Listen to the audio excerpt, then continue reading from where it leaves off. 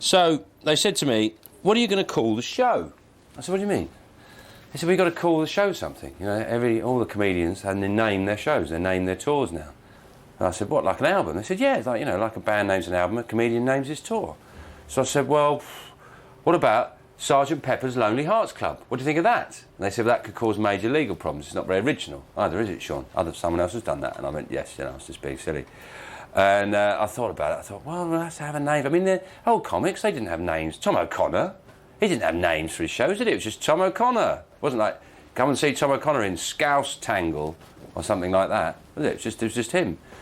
So then I came up with this idea, brilliant idea. One day I had this flash. I was going to call it Spot the Difference. And the idea was that I'd have these posters and 2 pictures of me on, right, and there'd just be very subtle differences. Like in one, I was in a slightly worse mood.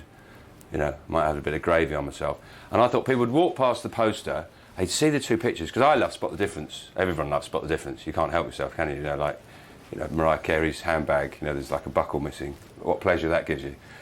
And I thought people would stop in the street, see my poster and go, oh, Spot the Difference. And they start playing Spot the Difference. And then small crowds would gather.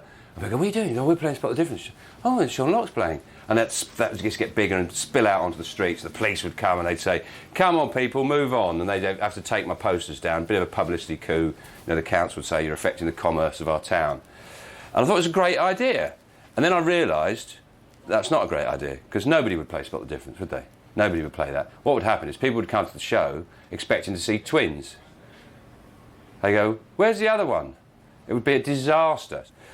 So I went away and I was thinking, oh, what am I going to call it? What am I going to call it? And then I came up with this other idea, you know, based on a film rather than albums. I thought, what about Sean Locke and 2 smoking squirrels? It's funny, see, that's funny, isn't it? You can't argue with that. And on the side of the stage, I've got 2 squirrels, and they're sort of in harnesses, so you know, they can't really move, can't get away. And I have like one of those wheels they have in Beagle units, and the squirrels are smoke. After every big laugh, the squirrels have a little puff on a cigarette. I thought everyone would enjoy that. Who wouldn't? And they said, well, you can't do that, Sean, for lots of reasons, but mainly you're not allowed to smoke indoors anymore in this country. Haven't you heard? And I said, yeah, right. So then I thought, well, what about put them in a Perspex box, so they're sealed in, and call it Sean Locke and 2 choking squirrels. And every time I get a really big laugh, I've got this foot pump, and I pump some smoke into the box, and you can hear the squirrels go, I said, that's funny, come on. They said, no, it's wrong on so many levels. In the end, I had this entirely original idea. I'm going to call my show... Ladies and gentlemen, please welcome onto the stage, Sean Locke.